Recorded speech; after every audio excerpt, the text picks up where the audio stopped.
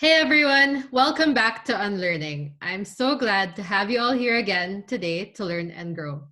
And I'm super excited about today's episode because we like inviting guests that we can learn from, and I've personally learned a lot from Ida Paras. Ida has been in the fitness industry for more than 6 years, and she's coached hundreds of women into loving their bodies through sustainable fitness.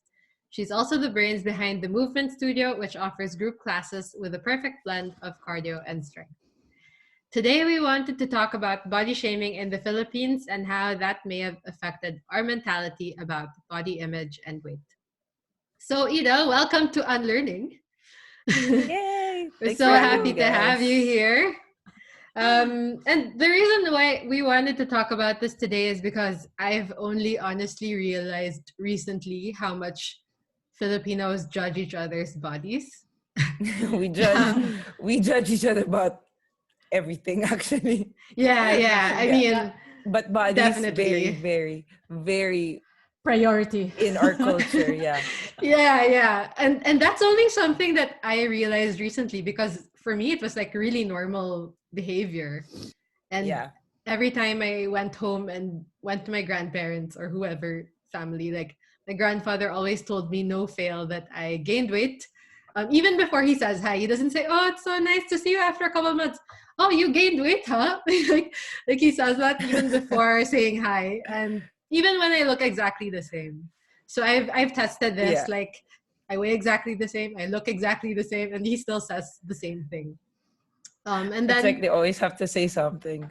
yeah, exactly. It's become like a filler part of a conversation. And then my Yeah. husband, so Alessio, who's from Switzerland, was always super shocked because realized that it wasn't just my grandfather, but also titas and friends, that tell you, oh, you got so thin, or oh, you got so fat, and or your arms got bigger, or whatever. And that's Yeah. when I kind of started to realize that maybe this isn't normal. Like, if and I asked him, like, have you ever said that to any of your friends or have you heard that? And he was like, absolutely not. Like, never in his life.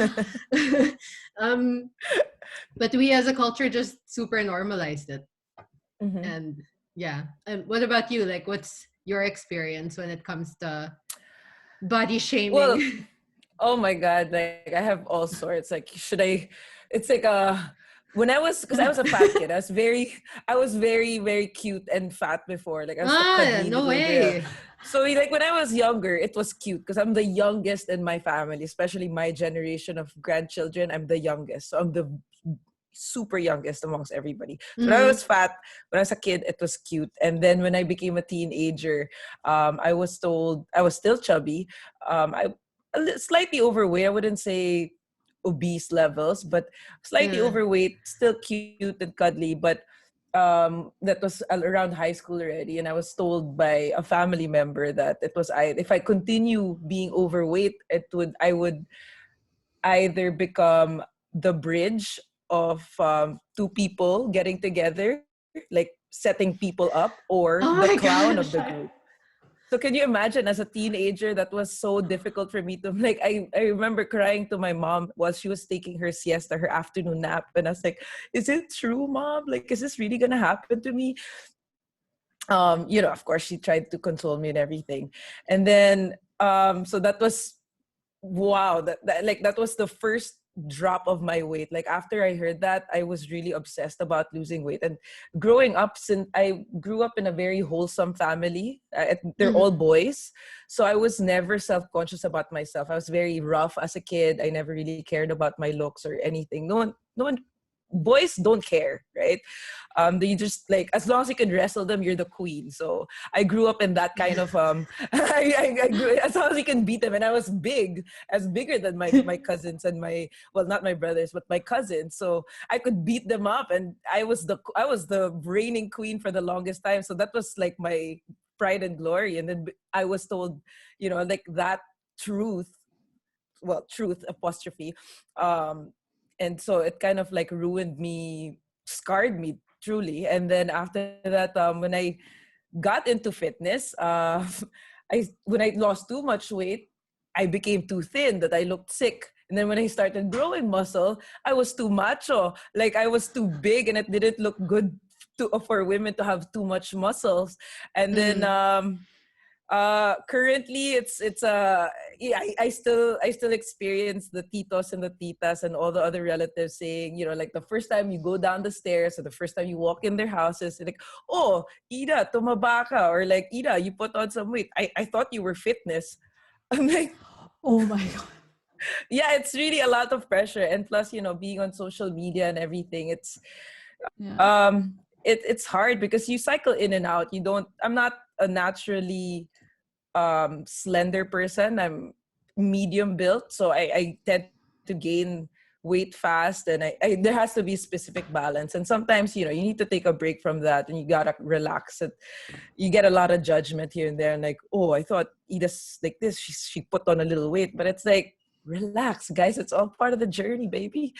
So yeah, that's it's crazy. So it Yeah. almost That's sounds like no matter what you were, there was someone judging in the corner. always one thing I learned throughout the years is you can't please everybody, and that's one of Yeah. the things that really drove me nuts at the start until I realized, you know what, f this. I whatever. I'm just gonna do me. Yeah. First, I like that you said cute and chubby. You know, that's like a Yeah. nice version of fat because I'm also similar to you. I also grew up as a chubby and cute kid. But I was also similar, like I was in the borderline, not obese, but you know, I'm overweight.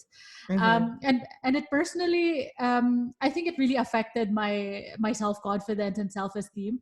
But I never really knew it back then because I was young, right? Um, there was nothing affecting me and my life other than my dad calling me, you know, that I look like a bouncer already because I was fat. But I mean, with you, like, when did you become aware that it was something toxic already? I think it was the turning when I was a teenager, when I first got into high school, and somebody told me that it was either gonna, if I continued being that size, I would either become a bridge and just be the person setting up, like a matchmaker basically, and or the clown of the group, and no one will ever like me because, you know, I'm overweight. That, I think that was the turning point, and that was the Mm-hmm. time when I started. That was, I can always remember that. I always go back to that memory. So it must have been something really impactful for me to always remember that's really like the biggest turning point of my self, being self-conscious. Because growing up, I don't ever remember being Yeah. self-conscious about my body. It didn't exist in my life. Yeah, I was, yeah. So that was, I think that was it. And then, you know, growing up, you just I don't it wasn't like a turning point, but it just gets so, it gets tiresome to hear. Mm-hmm. Like, you know, already you're getting down the car, you already know the first thing that is, you're already in your head, you're playing it already. What are they gonna say today? You know, like, is it fat? Did I get thin? Am I too bulky? Am I too muscular? Right. It's always like that. It's kind of like that anxiety in your head when you're about to meet your Yeah. relatives or someone you haven't seen for a while. So yeah, I guess that's when it's toxic. Although Yeah. I don't find it toxic anymore. I haven't really cared it for a while now. It's been maybe 10 years already that I stopped caring. So so yeah. And, but what happened like 10 years ago? Yeah, 10 years ago it was the whole, you know, I would always try to please people, and I'd always get nervous seeing people that I don't regularly see, like especially relatives, that it caused some kind of anxiety. And I'd find myself like dieting or trying to lose weight nearing like Christmas season, when I'm gonna see a lot of my relatives, just to please everybody. But it would always happen. They always had something to say about me. And Mm-hmm. I don't think it's an insult to them, for them, like saying that to me. I think it's Yeah. just like what you said earlier. It's like a filler. Right. Um, because I think they're stuck in that generation of like, when you're chubby, it's actually more of a compliment. Like, hey, you're healthy. Like, you look like you're happy with life. You're not stressed, and they equate being thin and being scrawny to um, problematic or sickly or sad, something like that. So I think for them it's not really an insult. It's more like it's a compliment actually. So I tried to see it that way, and eventually I kind of got over it. Although it's still irritating sometimes, to be honest. Like I'm still not completely over it, but I've just learned to deal with it because they're old, they're stuck in their ways. So Right. yeah. And how has this affected kind of your journey into loving your own body? Um, well, the loving my own body is completely separate from that. I don't think I was really affected by what my relatives told me. It was more, Mm-hmm. I was very self-conscious about myself because, social media was there. And well, when I grew up, there was no social media, but only magazines.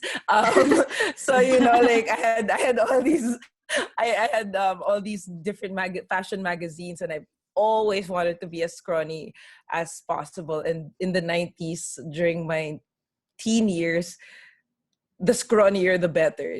Muscles didn't Yeah. exist before. It's like flat chested, flat butt, just look like you're starving, you're hot.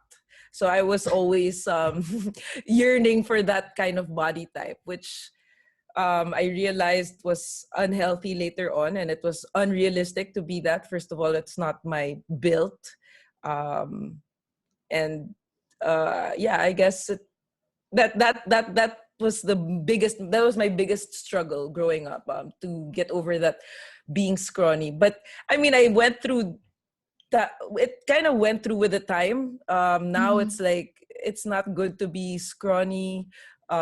People, it's so trendy now to be fit and to be muscular and to look Strong. Yeah. strong. So it kind of worked to my advantage, I guess. That's why in that sense I didn't really feel the body shaming, because I was kind of going with the evolution of the trend. Yeah. Yeah, and when I started getting into fitness, I was part of I got into jiu-jitsu. It was actually the one that sparked my fitness journey interest. Uh and they were mostly boys, and for them it's like, oh my god, if you're strong, that's all they see. They don't care about your size, they don't care about how big you are or Yeah. how muscular you are. For them, if you can beat me up and you're a girl, boom, let's go. You're like that. I was taken back to my childhood where I could wrestle all my little cousins. And so that I'd never had a problem in that sense. And then Right. come social media, that's when I started getting self-conscious again. I had to have abs all the time, but Right. it's not really realistic. So where would you say you are right now in terms of your journey to like fully and completely loving your body or embracing it? I think I'm at a certain age where I've stopped caring so much.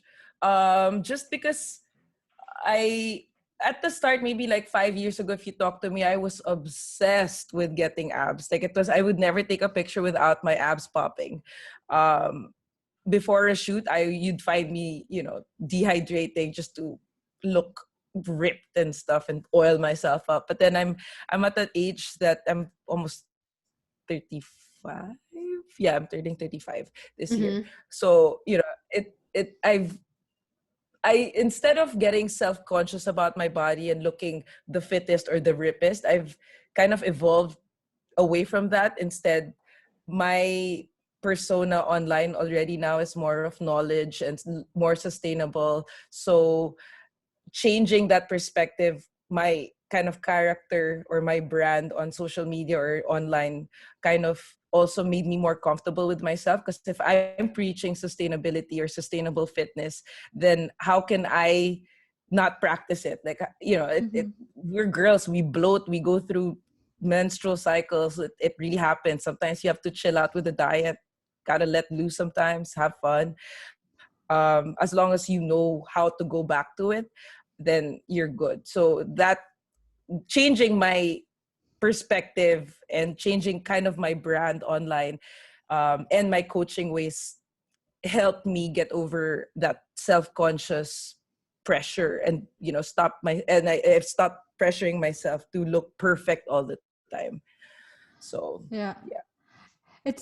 Thank you for being so transparent about that, because I think, Sure. there's a lot of fitness influencers out there who try to have this perfect body and everybody perceives it as perfect, when in reality, you're right, we're women, we bloat, or we want to eat bad food today and tomorrow we're healthy. So that has to Yeah. be, normalized and stuff. And Yeah. I guess that also goes back to a healthy relationship between fitness and dieting. So personally, I only started working out when I lost all the weight. I was really obsessed with just stop eating carbs, not eating any sugar, etc. So I guess I'm curious as well how your journey went with diet and fitness, and how did that mesh together until you reach this point. Oh, it took a lot of trial and error. Believe me, I tried almost every fad diets out there. That's how I got into like come I don't, because I never really studied nutrition. I studied dentistry, and I was in my second college, and Layo. I was AB psychology for my like my first college I was AB psychology, and then the second one was dentistry. So there's no way I studied nutrition. But again, I was obsessed with looking perfect and looking my skinniest and looking, just like the fitness models, or even just the regular models, fashion models out there. They were my first pegs. Victoria's Secret. That I was part of that generation. Um, so I tried everything. I've tried detox. I tried juice fast. I've tried that cayenne pepper something, I forget. Oh wow. GM, like I've tried all those liquid diets. I've been vegan for a year. Um, I've done keto for a while, Mhm. and then that kind of led me into carb cycling.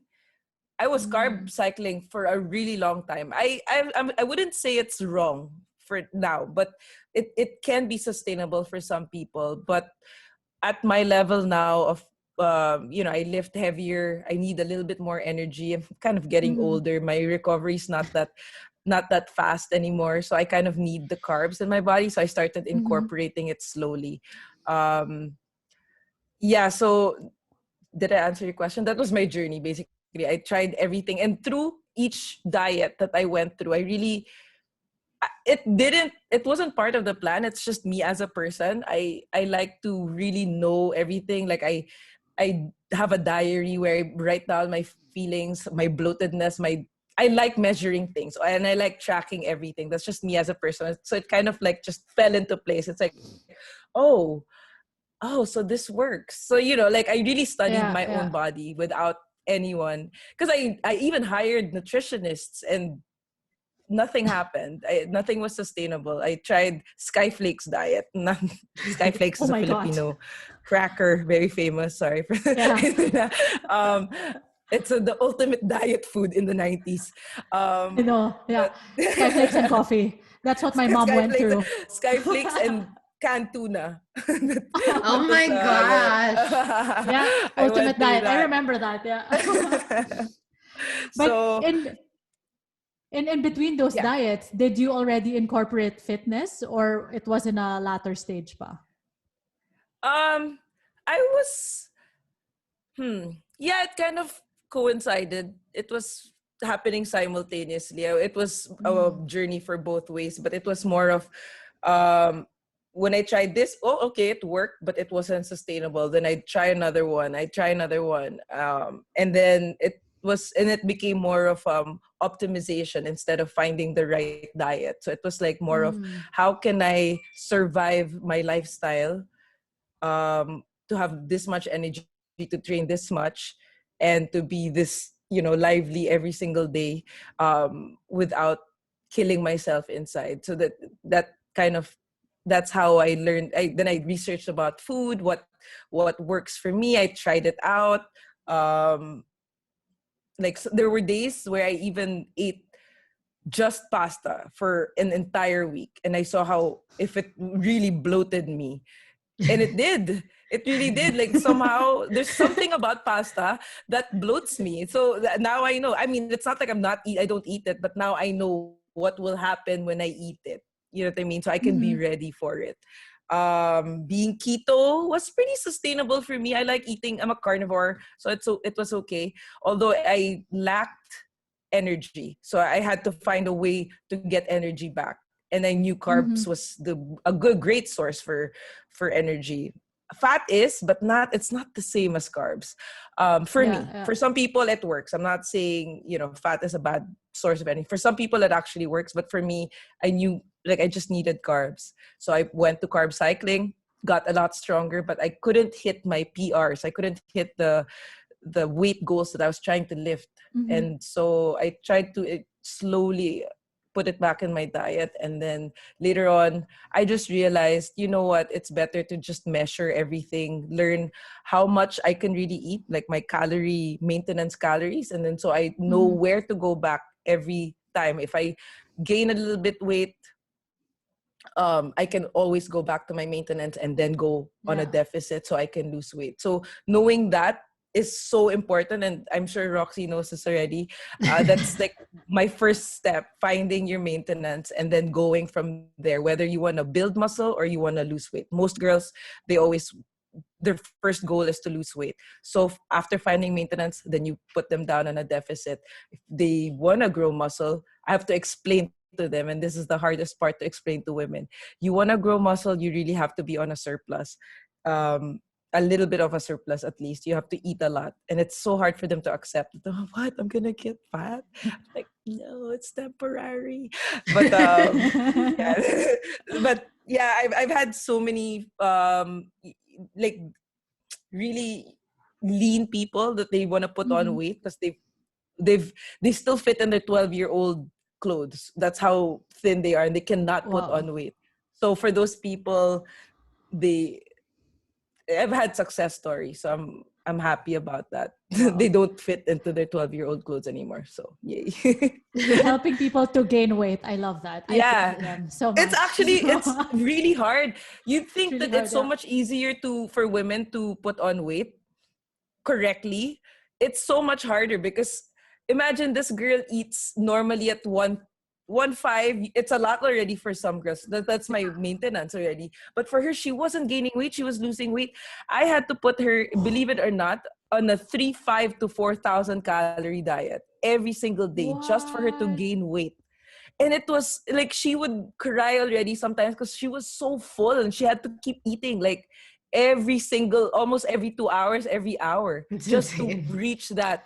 That's Yeah, insane. it took a while. She did that for 6 months. That was so. Imagine Mm. that. I mean, you think it's yay, you get to eat, but if you have to eat 3,500 to 4,000 calories every single day, and you're a really small build, that's a lot of work. It's Yeah. like she wants to puke. She always tells me like, Ida, I really wanna throw up already. I'm so full. I'm like, so we had to find ways to kind of maximize her calories. So she had to eat donuts. Wow. Kawawa naman. Bad. Okay. Just to pack on the calories. Yeah. I mean, I know with fitness as well, there's a huge tendency to become obsessive about it. Like, I know this from Yeah. experience that when I started still doing the sustainable fitness wherein you track your macros, etc., you still become obsessive about it in the sense that you want to basically do it perfectly and do it right and do it well. Um, Yeah. so, like, how would you draw the line between being obsessive about even the sustainable way of doing fitness, like working out, every day or 5 times a day, 5 times a week, sorry, 5 times a day. I could Wow. imagine. Roxy. Good luck. sorry, Damn, sorry. Roxy. Five times a week. Like, where would you draw the line between it being obsessive and it actually being healthy for you and making you healthier as a person? Okay. Well, if let's say you track your macros efficiently but not obsessively, so they're gonna be, if you accept that some days you're gonna reach your protein, some days you won't, and then some days you'll maybe go higher on your fat, and the diet part takes a while to get used to. It's normal to get Mhm. obsessive about it at first because it's part of the learning process. And I actually encourage the obsession part at the start, but with a side note of emphasis, actually, not a side note, emphasis on whatever you're obsessing now about, like the measuring and very, very specific and intricate, like really finding so many ways to measure your food. The best ways, like down to the last point, like point 0.5, point 0.8, you'll really like on the dot, right? It's okay. Go ahead at the start. That's good because you're trying to build you're trying to build a good habit of knowing what you can eat and shouldn't. And this way, if you kind of obsess about it, partner it up with learning. Don't just like measure it, be obsessed with the numbers. More of like, if you see this big of a salmon is 200 grams already, eyeball it. So now maybe for the first 3 months or even 6 months, you'll obsess about measuring everything that you eat. But that's good because now you can eyeball it eventually. And eyeballing, to be honest, takes a while to get used to, especially for, if you've never done it before. Even me, I still have a hard time eyeballing it sometimes. It's so easy for me to just eat away and take little, yeah. And also, measuring food kind of creates that habit of, how we are girls, we like to put little bits on our plates, and then when it's empty we'll put a little bit more just to make ourselves feel better. But like measuring it, putting everything that you should eat on a plate and then stopping there is a good habit. It avoids snacking in the future. It avoids that little scoops that will lead to the entire bowl kind of mentality. You think you're eating little, and before you know it, you've eaten so much of it. Right. Yeah, but so if you partner that obsession with teaching yourself how to build good habits, then it's okay. Sorry, that's my fiance. Sneezed. And Bless you. then so bless you.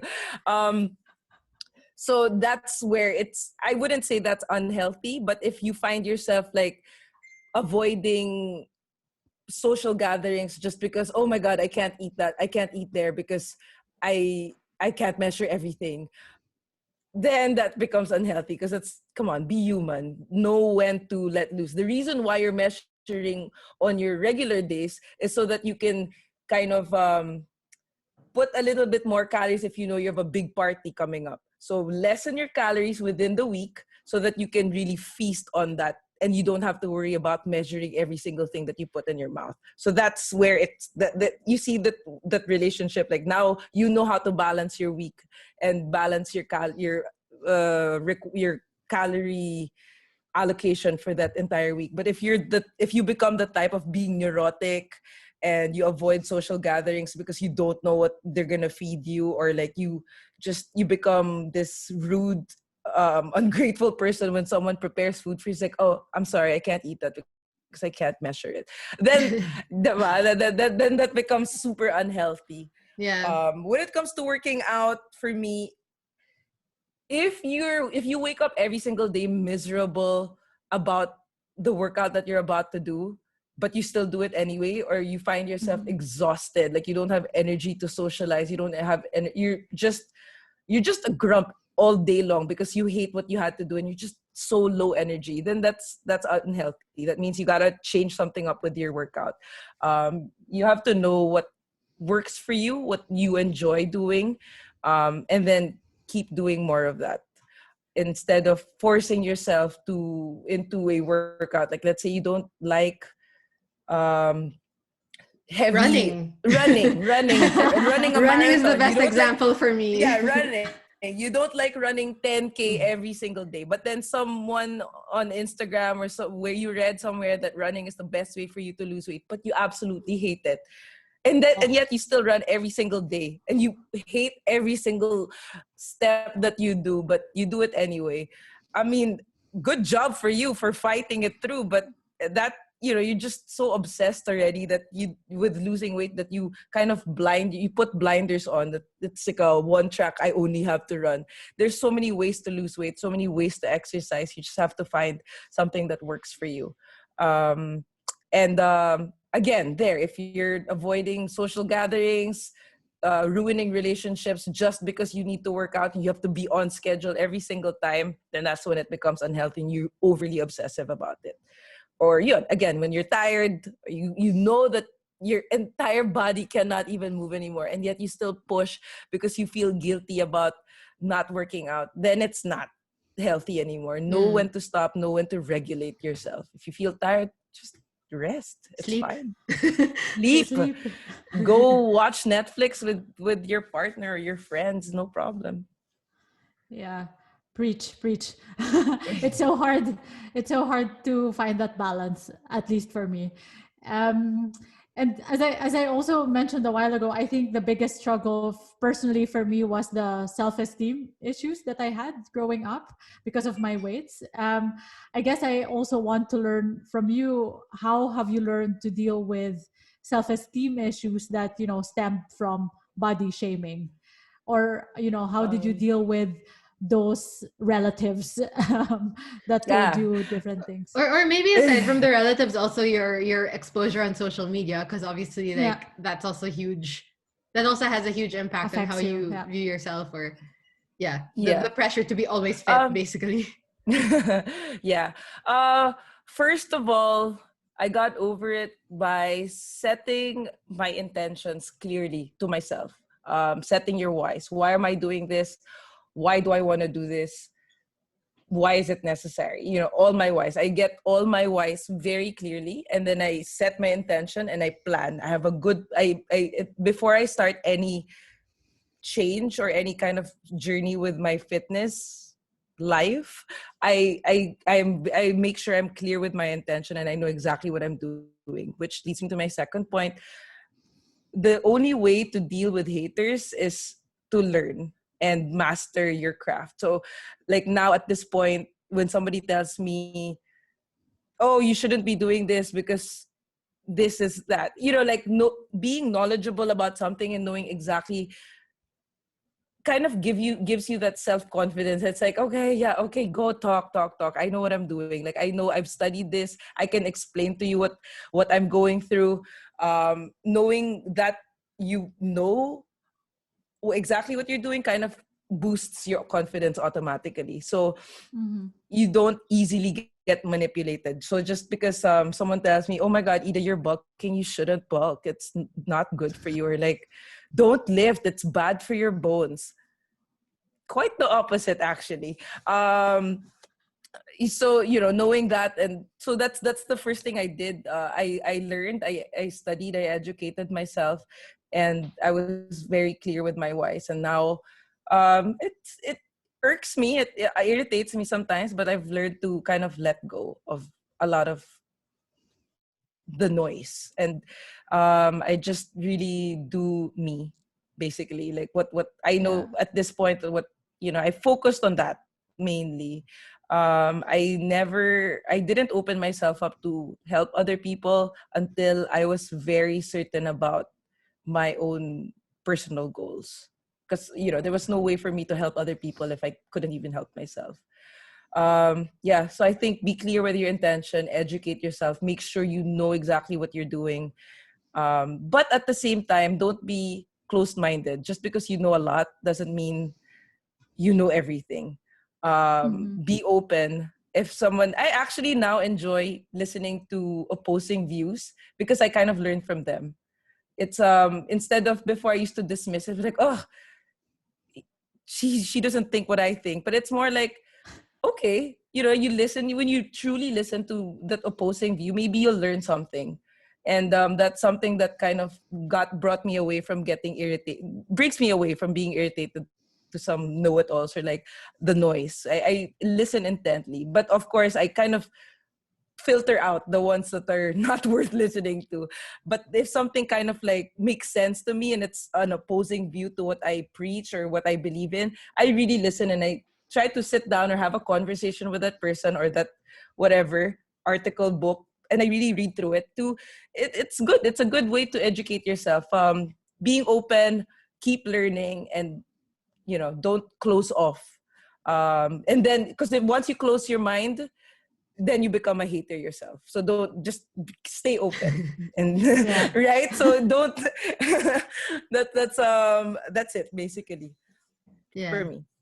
But how do you then deal with days that you don't 100% feel great about yourself? I take the necessary break that I get. I told Roxy this just a few weeks ago. I spread myself too thin last year. That's my problem. I can't say no. I don't know my limit. So um, uh, this year I'm only starting to learn that, to kind of set limitations for myself, because sometimes I spread myself really too thin, that I get overwhelmed with my own shit. That I sorry. I yeah, just learn to set boundaries for yourself, I guess. Right. That's yeah.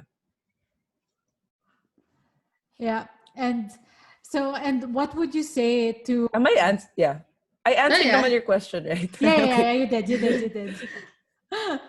But did that stem from those when you say that you set those limitations for yourself, did that stem from your personal um like, why do you think you overachieve as well in 2020? Was that because yourself, you just wanted to push yourself more, or was it an external influence from other people?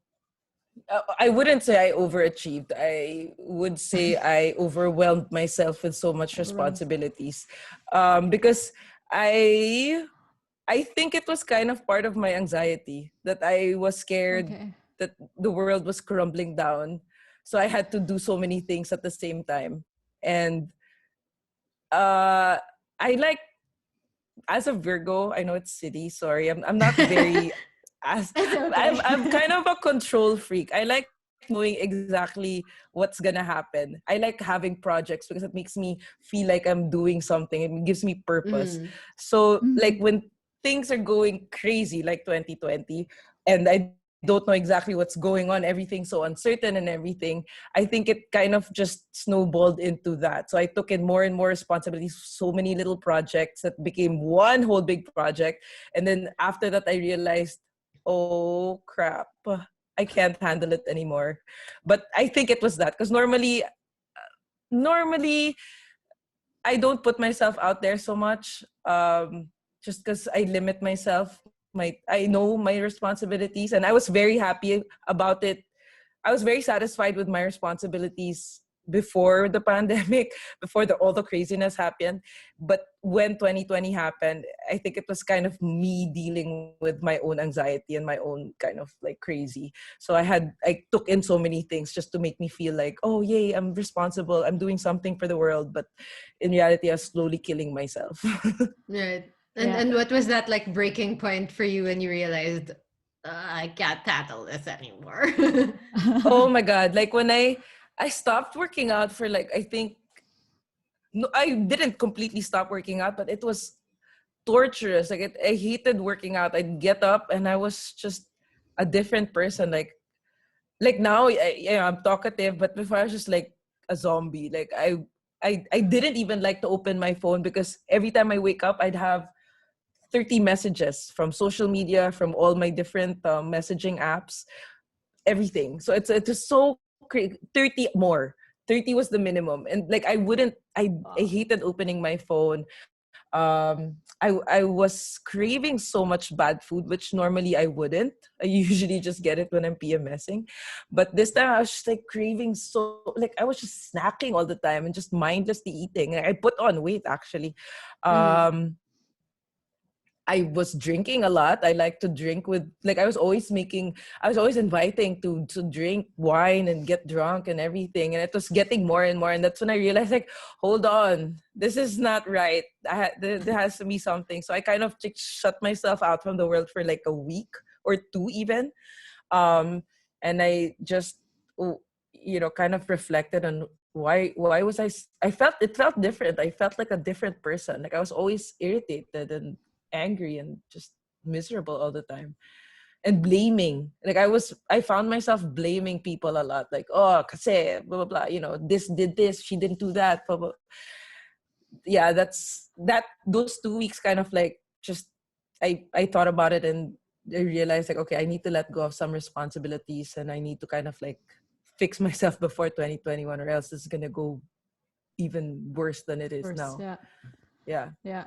That's why Roxy and I started the podcast. We wanted to change the world Yeah. too. Yeah. Then maybe we'll realize eventually that it's a lot. No, I'm kidding. We're still enjoying And it. yeah. And just going back to the tumatabaka or you're getting fat culture, how do you respond to let's go to my personal experience. When I do respond and say, tell my parents for instance that you shouldn't say that, Mm. at least not immediately, they would always tell me that it's part of our culture, stop being so sensitive, we're just joking around. How would you respond to that, even if maybe at that time I do feel bloated and I do not feel confident right now, so I would say my piece, but then they would say, oh come on, lighten up. How would you Yeah. respond to that? What's your tip? Well, first first on the what I how I would react when someone tells me something.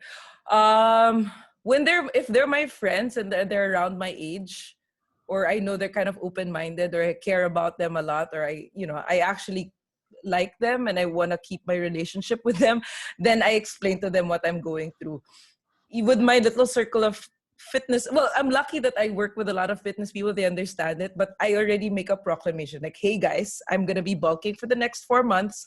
So I don't want to hear it. And then they're like, oh, okay, yeah, go. But, and then I'm surrounded by supportive people around because they understand that whole cycle of, going through bulking and meeting, cutting. So I'm okay with in that sense. To other people, I kind of gauge first if they're open-minded. You kind of know it already by Mhm. by how they say things, right? You kind of have like this. And plus, I've been in fitness for so long that I'm so used to in social gatherings. That's always what they say. Oh my God, Ida, what's your diet now? Blah, blah, blah. It's like I'm so used to that. I kind of I at this point I can kind of gauge already. Like, okay, in my head I'm like, okay, if I say explain, it's just gonna go one ear out the other. So I'm just not. And I say something. I have a template answer already for those kinds of people. But if I really care about you and I know that you'll understand what I'm going through, then I will explain it thoroughly. But to the others, it's after a few answers, they'll kind of just, how some people are just trying to challenge you all the time, and even if it's pointless already, it's not going anywhere. They just wanna challenge you. Then I just ignore. I'm like, okay, you win. Go ahead, just whatever. I just brush them off.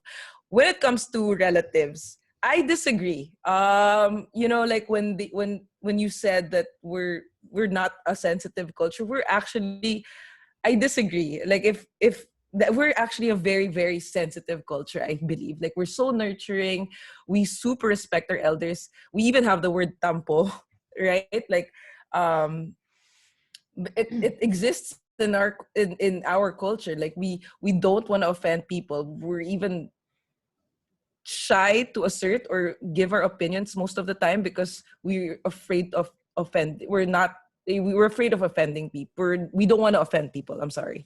Um, Especially with our elderly. Like it's funny because when those social gatherings with the family, they can tell us, the younger ones, that we got fat, but if we say it back to them, they'll get offended, right? Like isn't that like the I know. funniest thing? It's like let's say your tita says, "Oh, tumataba ka," and then I answer back, "Let's say." Ikaw rin, tita, actually, ang taba mo ngayon.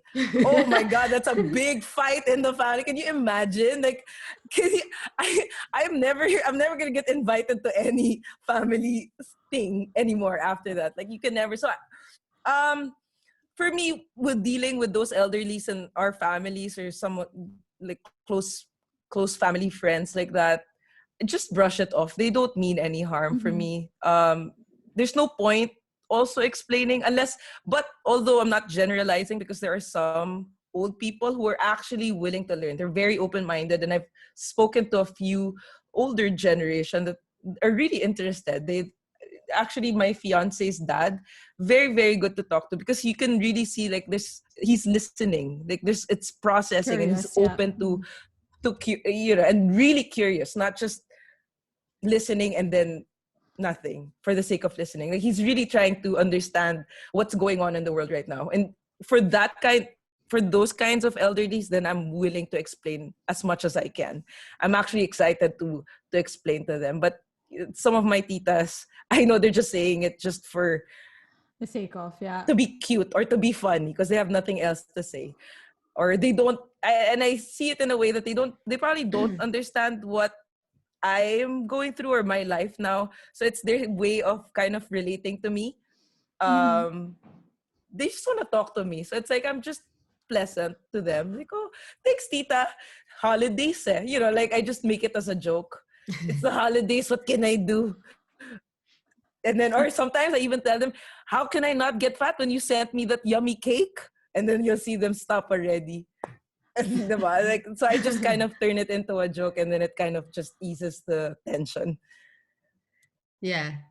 But what about with our generation? Like, do you think that, because in my experience, I feel like we still say it to each other, I would say. And Our most of the age. time, it's also in a nice way. Like, oh, wow, you look so good, you got thin, etc. But I think even if someone did tell me I got thin, for example, and it would be the first thing they would tell me, it Yeah. still kind of shows that they're already judging and scanning my body before saying Yeah. like, oh my god, I miss you. So yeah, like I was also thinking like, what, or do you think that our generation should also be, I guess, more aware and reverse this somehow, or be more conscious about it?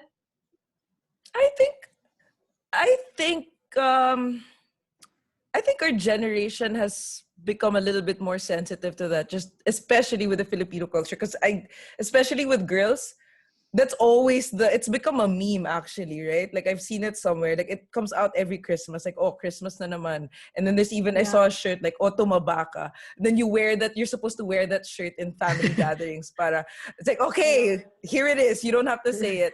It's become a meme. So I think as our generation's a lot more conscious about it. Uh, I don't think I I don't think it's a kind of a. I don't see it personally. I don't see it as a toxic way mentality when someone's trying to praise you. I think it's just there. I think as Filipinos, we're just afraid of sounding chismosa. It's like sounding how do you say that? Like Like we're we're creating a lot of prying, like gossip. we're prying in their lives, so we're trying to kind of like set that distance from. So when they say, oh, Roxy, oh, Erica, you look so pretty, like, oh wow, you lost weight, or like, oh, you look so good now, I think it's just their way of like kind of setting that distance, or kind of gauging how far they can go, especially if you haven't seen each other for a while. They kind of, you don't want to bring up, it's awkward. Like, hey Roxy, how's marriage? Like I don't know, like how's your business or something. They're just afraid to open up that like box of, what if they ask you, how's business going? It's like, and then you answer, oh, it's not really that good. Like they're trying to avoid Okay. that. So Yeah. for them, it's like the easiest way to kind of break the ice. Like, oh my god, you look so good today. Like, oh my god, you Yeah. look like, I love what you did to your hair. But I don't see it as like a scanning my body type of thing. Although you do see it with some people, you have that feeling. Then that's Head to it's toe. not genuine. But if they're your friends and they just say that, I don't think they mean it in a toxic way. It's just they're trying not to be toxic. So they ask like the most, they say they break the ice with like the easiest way of, you know, by complimenting you or saying something about your bag, your shirt, or I don't Yeah. know, your body, you Right. lost weight. So yeah, so I don't think it's for me, that's my opinion. I never saw it as a toxic Yeah. behavior. I mean, don't get me wrong. Like, obviously, I like hearing those compliments as well. Yeah, It's not, yeah. it's not a bad thing, but it's just more like it doesn't have to always be about that.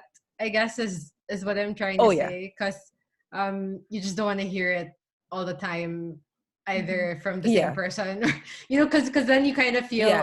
Oh already yeah, yeah, yeah, yeah. Yeah. that it's Oh, I know probably, exactly yeah. what you mean. There are some friends, there's some acquaintances that you see and every like you know it already. They're coming towards you and they have that biggest smile on their face, like, oh my god, you look so gorgeous today. I know the type. Those kinds of people, like I already know, like, okay, there's no depth in this relationship. I'll just go through with it. Like, she probably has nothing to say. I also have nothing to say to her. We absolutely have no connection. Let's just leave it at that. So I'm just gonna play it and say, oh, you two, you're so gorgeous today. So Yeah, fab. that's how I Yeah, would but deal with it too. Yeah, just yeah. Mhm. So yeah, right. If you after 3 meetings and you still don't have a good conversation, I kind of leave it at that already. I don't try further. We can just have this relationship where we say we're gorgeous every single time we see each other. I'm fine with that. As long as you right. don't secretly hate me, or if you do, don't let me know because that will hurt me. Exactly. I get it, no? But it's just like when you meet someone for the first time here in Europe, they ask you about the weather. Or like they comment about the Oh weather. I yeah, guess Philippines version is you look good today or you just gain yeah, weight. Or your arms are yeah. Or you bigger. lost weight, Or Yeah. your or arms you are look bigger. so Oh my god. fit. Yeah. I wish they say fit though. My grandma would always tell my sister like, "Or your arms are bigger," and my sister would be like, "No, I just worked out more this morning. My arms." Yes, I'm just pumped, grandma. I'm just pumped, grandma. Great. Then I guess Roxy, we can go to our lightning Mm-hmm. questions. Yeah. So at the end Ooh. of every podcast, we normally ask our guests some questions that um, go quickly. So that's why they're called lightning. Um, Okay. maybe I don't know you. if it's gonna go quickly with me though. I answer It's long. okay. Let's but like let's try to challenge you. Like let's try to answer in one sentence or two sentences. Okay. So what is something you used to believe in but have unlearned? Being skinny is looking skinny and ripped all the time is the good measure of your fitness. Okay. And I'm trying to, yeah. So I've unlearned that it's not a measure of your fitness. Weight is not, the scale is not a measure of your fitness progression. Yeah, that's that's what I've unlearned. Yes. And if you had to make a law that you think would make the world a better place, what would it be? One law for the world. One to two Um, sentences. well, I'm a strong advocate of personal liberty. So I don't like having the idea of having the government control our personal lives. So I, I mean, look at our government. That's a good example already. But corporations, that's another story. So if I were to put the law, I'm relating this to fitness, right? Because I'm fitness. I don't know Doesn't anything have to about be anything else. fitness. Any, Oh it could well, be anything. this is about fitness because this is the theme of our. Okay, I okay. would, and this is something that I've been wanting to happen. Actually, like I personally want this to happen. Like I would pass a law for corporations. It would require them and really enforce them to put out the exact measure of their macros, calories, and ingredients in including restaurants. By the way, in Yes. in for and put it out for for everyone to see, readily available. Like if you ask in a restaurant, how much are the how many calories does this plate have, or like what are the ingredients, like it should be readily available. And it, Hmm. if they don't follow it, they should be heavily fined. Like I think that would be a law that I'd pass. Because, and if for ingredients, it has to be easily understandable for people. So like how some companies, they mask sugar in so many different chemical different things, you don't know it's really Right. just sugar. And then they say Yeah. it's low sugar or low carb, but it's really full of sugar underneath. So that's Mm. that's my that's the law that I would pass. I should be like, I'd probably, if I was part of the government, I'd probably Ida be for a head president. anyway. Exactly. Ida for fitness president. So that's the law that I would put Yeah. out. Yeah, I don't What want to get gets too measured much. gets managed. What gets measured gets managed. Okay, okay. Yeah. Okay. That Yeah. could work. I don't want to get too much into it, but then, yeah, I also saw documentaries about evil food corporations that basically make people crave food even more by adding certain ingredients, blah, blah, Yeah. blah. It's Yes. really Crazy. evil. Yeah. Yeah. So, So what are you still unlearning right now at this moment? oh, I'm still unlearning to put too much pressure for myself. I know I said it earlier, like I used to want to look perfect all the time. Mm-hmm. It's still, that voice is still there. I'm still afraid of what people say when I gain weight. I'm still afraid to take pictures when I'm not, when my abs aren't popping. It's still there. I don't think it's ever gonna go away. But instead of avoiding it or hating it, I'm using it to drive me. I'm putting it with my why. Why do I want abs, or why is it necessary? Um, and then it kind of drives me towards my goal. So instead Mm-hmm. of hating it, and I know it's never gonna go away because social media pressure and just the pressure will always be there. I use that pressure to kind of motivate me to be better and to, you know, it kind of drives me forward. Yeah. So pressure Makes a of lot of haters, sense. yeah, pressure of having haters or pressure of having all these noise and whatever, then Yeah. it pushes me to learn more, right? Or to Yeah. listen more even. Yeah. Or So even self-pressure. Like I really do believe yeah. that those voices are never gonna go away. The voices that make you doubt yourself, the voices Yeah. that make you, Yeah, yeah, confused about Yeah. definitely. or feel bad about yourself, etc. Definitely.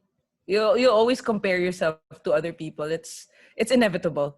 Um but you just have to learn how to manage it, and you have mm, to master your own mind, I guess, or you know Mm, exactly what kind of ticks you, so you can manage it properly. yeah, absolutely. Well, thank Yeah. you so much for being on Unlearning, Ida. For your time and your knowledge, I learned a lot again today. You guys can also follow Ida at Ida_Paras, and you can also check out their fitness classes at themovementstudio.ph. They are super intense, trust me, but intense in a great Yes. way. You definitely feel the burn, and you The also burn. get stronger after. Yeah. Like what the guy from Bridgerton says, I burn for you. I don't know if you've seen that show. Whoa. No, I haven't. Ah, okay, I okay. haven't You seen should it. do a meme. You should do a meme for that for TMS. Yes. But please share any learning or quote that you've found insightful on at Unlearning with us. We definitely love hearing your thoughts and feedback. So can't wait to see you guys again on Unlearning, and thank you guys and Ida again for being here. Thanks for having me, girls. Erica, you should try TMS.